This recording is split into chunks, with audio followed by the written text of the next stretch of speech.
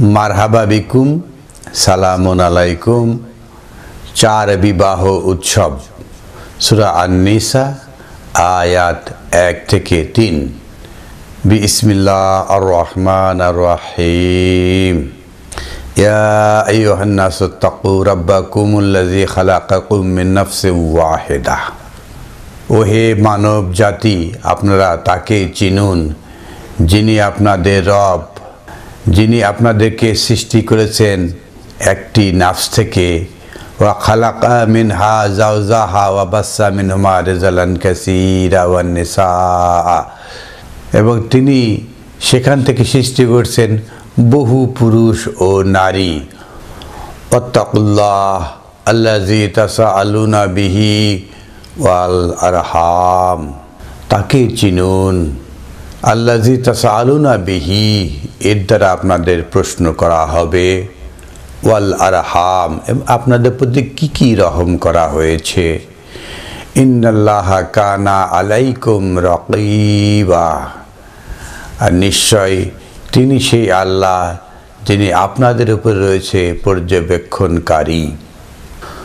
ওয়া উতুল ইয়াতামা আমওয়ালাহুম লাহুম, ওয়া উতু, আপনারা প্রদান করুন, আল ইয়াতামা, যারা অসহায়, যে সমস্ত অসহায় লোক রয়েছে তাদের, আমওয়ালাহুম, তাদের সম্পদসমূহকে, তাদের সম্পদ তাদেরকে দিয়ে দেন।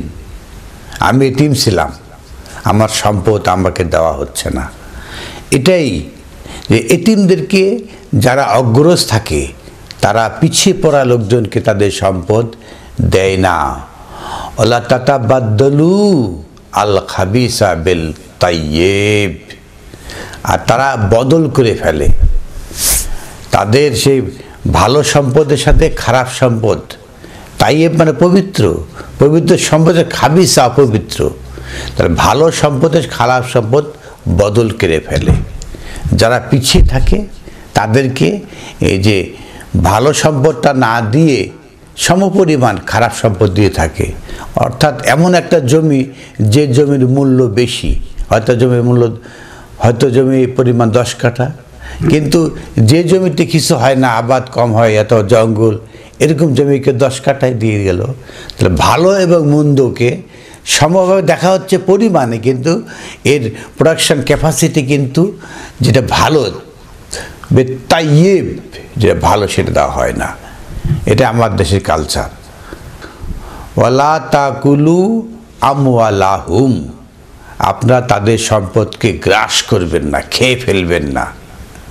এক ধরনের ঝাক্কাস মার্কা বক্তা রয়েছে, তারা বলে আয়াত খায়। তা আমওয়ালাহুম, সম্পদ খায়, জমি জমা খায়, বিল্ডিং খায়, সম্পদ ভোগ করে। তাহলে ওয়ালা তাকুলু আমওয়ালাহুম, তাদের সম্পদ আপনারা খাবেন না, ভোগ করবেন না। ইলা আমওয়ালিহিম, আপনার সম্পদের মাধ্যমে, সম্পদের সাথে সম্পদ মিশ্রণ করে খেয়ে ফেলবেন না। ইন্নাহু কানা হুবান কাবীরা, নিশ্চয় এটা বড় ধরনের অপরাধ। এই যে ভালো সম্পদের সাথে খারাপ সম্পদ মিশ্রিত করে, তাদের সম্পদের সাথে এই সম্পদ মিশ্রিত করে তারা খেয়ে ফেলে। এই যে এটা আমাদের একদম সার্বজনীন কালচার রয়েছে বাংলাদেশ সহ সারা বিশ্বে। এই যে যারা বোনদেরকে সম্পদ দেয় না, নিজের আপন ভাইদেরকেও সম্পদ দেওয়া হয় না।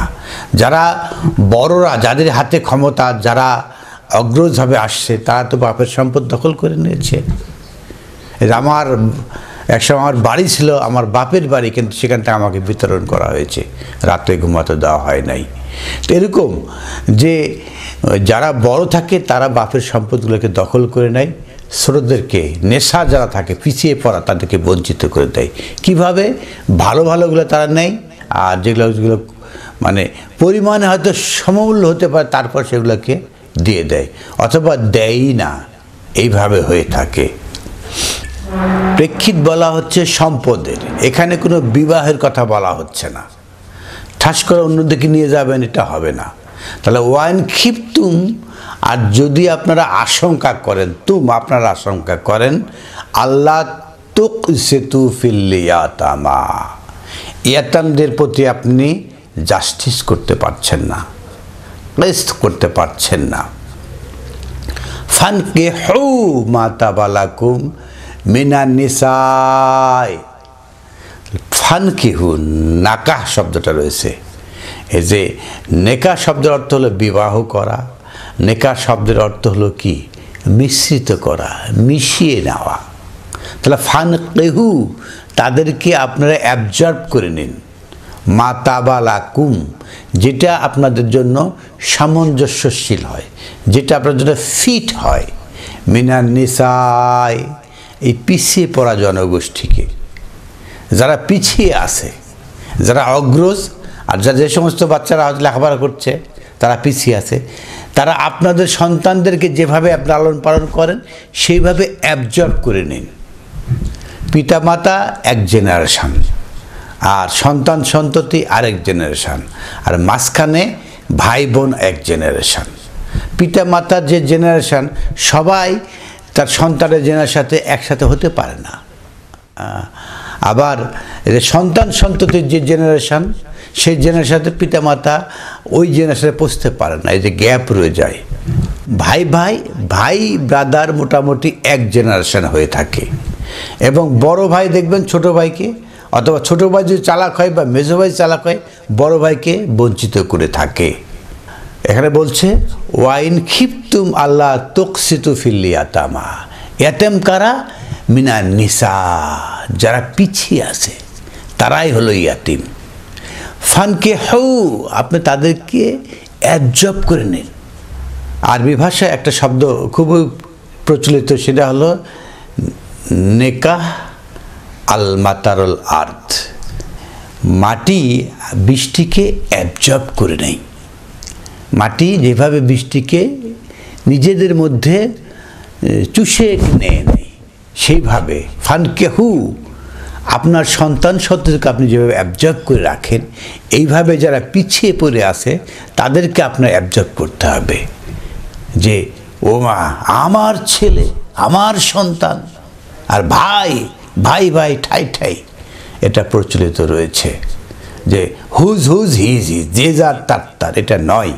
তাহলে ওয়াইন খিফতুম, আপনি যে ভয় করেন, আল্লাহ তুকসিতু ফিল ইয়াতামা, এই পিছিয়ে পড়া জনগোষ্ঠীর মধ্যে আপনি কিসত করতে পারবেন না, জাস্টিস করতে পারছেন না। ফানকিহু, তাদেরকে অ্যাবজর্ব করে নেন, আপনার ফ্যামিলির মধ্যে অ্যাবজর্ব করে নেন। আপনার যেমন সন্তান সদি থাকে, ঠিক সেমভাবে আমরা শুনেছি অনেক পরিবার এরকম বলা হয়, ভাইকে পড়িয়ে কি হবে, ভাইকে দেখে কি হবে, আমার ছেলে মেয়ে এরকম, মানে নিজের ছেলেমেয়ের খুব মূল্যায়ন করে। পরবর্তী জীবনে দেখা গেছে সেই সমস্ত ছেলেমেয়ে কিছুই হতে পারেনি। তো এই জন্য ফানকিহু, আপনারা অ্যাবজর্ব করতে, মা তাবা লাকুম, যেইভাবে আপনার জন্য সামঞ্জস্যশীল, যেভাবে ফিট হয়, যেভাবে রাইট হয়। মিনান নিসাই, ওই সমস্ত পিছিয়ে পড়া জনগোষ্ঠী যারা রয়েছে আপনার সাথে, আপনার ভাই হতে পারে, আপনার ভাতিজা হতে পারে, আপনার ভাইয়ের স্ত্রী হতে পারে, যারাই পিছিয়ে আছে, আপনার তালে যারা তাল মিলে নাই, আপনি যে লেভেলে আছেন সেই লেভেল থেকে পিছনে আছে, তাদেরকে আপনার লেভেলে অবজার্ভ করতে হবে। এটাই হলো আল্লাহর বিধান, আল কোরআনের বিধান। এখানে আপনাকে থাকতে হবে। মাসনা, সেটা দুইজন হতে হবে, দুই, মানে এটা একটা আরবি প্রভাব, যে কিভাবে আরবি শব্দকে এই ব্যবহার করা আছে। মাসনা, সুলাসা, রুবা, এগুলো মাসনা, আপনি দুই, এটা কখনোই দুইজন নয়। মাসনা হল ইসনা, মানে দুইটা বিয়ে করবেন এরকম নয়। সুলাসা, তিন, মানে 3 গুণুন 3, রুবা 4, মানে যদি বিয়ে যদি ধরেন তাহলে 16টা বিয়ে করা যেতে পারে, কিন্তু 16টা বিয়ে কি করতে পারবেন? এটা কি সামঞ্জস্যশীল? ইসলাম কি আপনাদেরকে এরকম শিক্ষা দেয়? আসলে বিষয়টা হলো কি, যে মাসনা, সুলাসা ওয়া রুবা, আপনি 2টা নেন, 2 নেন, 3 নেন, 4 নেন, আপনার যা সম্ভব, যতদূর সম্ভব আপনি এগুলোকে অ্যাবজর্ব করেন আপনার ফ্যামিলির সাথে। ফাইন খিফতুম, যদি আশঙ্কা করেন আল্লাহ তা'দিলু, তাদের মধ্যে আদল হচ্ছে না, ন্যায় বিচারটা হচ্ছে না, আগে বলা হচ্ছে কিস্ত, এখন বলা হচ্ছে তাদুল, ন্যায় বিচার হচ্ছে না। ফা ওয়াহিদাতান, তাহলে সেখান থেকে একটা, অ্যাটলিস্ট একটা নিতে হবে। বাংলাদেশ সহ পৃথিবীতে এমন কোনো দেশ নেই, এমন কোনো রাষ্ট্র নেই, এমন কোনো সমাজ নেই, এমন কোনো পরিবার নেই যারা অনেক বড় লোক রয়েছে আবার অনেক গরিব লোক রয়েছে। এটাই খেলা, যে একদিকে ধনী শ্রেণী থাকবে, একদিকে দারিদ্র শ্রেণীর লোক থাকবে, একই ফ্যামিলির লোক থাকবে পাশাপাশি। এক ভাই বড় লোক থাকবে, এক ভাই গরিব থাকবে। হ্যাঁ, এক ভাই অনেক টাকাওয়ালা হবে, অনেক ছেলেমেয়ে হবে, আরেক ভাতিজা অসহায় থাকবে। এটা কি বলছে যে ফাইন খিফতুম, আপনি পারছেন না, ভয় লাগছে, হচ্ছে না, আল্লাহ তাআদিলু, আদল হচ্ছে না, ফা ওয়াহিদা, অ্যাটলিস্ট একজনকে আপনাকে আপনার ফ্যামিলিতে অ্যাবজর্ব করতেই হবে, একজনকে আপনার ফ্যামিলিতে নিতেই হবে। এটা হলো আল্লাহর বিধান, আল্লাহর হুকুম। এই মসজিদে জামাতে 5 ওয়াক্ত নামাজ পড়ার যে বয়ান দেওয়া হয়, দাড়ি রাখার বয়ান, টুপির বয়ান, আর এই টাকনু খোলা রাখতে হবে, টাকনুতে কাপড় পরার জন্য, শীত হোক আর যাই হোক সেটা ভিন্ন কথা, কোনোভাবেই টাকনু কাপড় দিয়ে ঢাকা যাবে না, এগুলো নিয়ে থাকা যায় না। যে আপনি কি আপনার ফ্যামিলিতে একজনকে অ্যাবজর্ব করতে পারছেন? আমি তো ছোটোবেলায় এতিম ছিলাম, ঢাকা শহরে খালি হাতে এসেছি। আমার এখনও এমন সামর্থ্য হয় নাই যে আমি একটা ফ্যামিলিকে অ্যাবজর্ব করতে পারি। তো আমার ফ্যামিলিতে অ্যাবজর্ব করা হোক, অথবা একজনকে আপনি লেখাপড়ার এই ব্যবস্থা করেন, পড়াশোনার বিভিন্ন দায়িত্বগুলো গ্রহণ করেন, একটা বাচ্চা লেখাপড়া করে বিয়ে দেওয়ার ব্যবস্থা করেন, এগুলো তো সব প্রায় অনেক লোকের পক্ষেই সম্ভব। আমি তো আর্থিক অবস্থায় থাকি, যতদূর সম্ভব হয় আমি এরকম কাজ টুকটাক করে থাকি।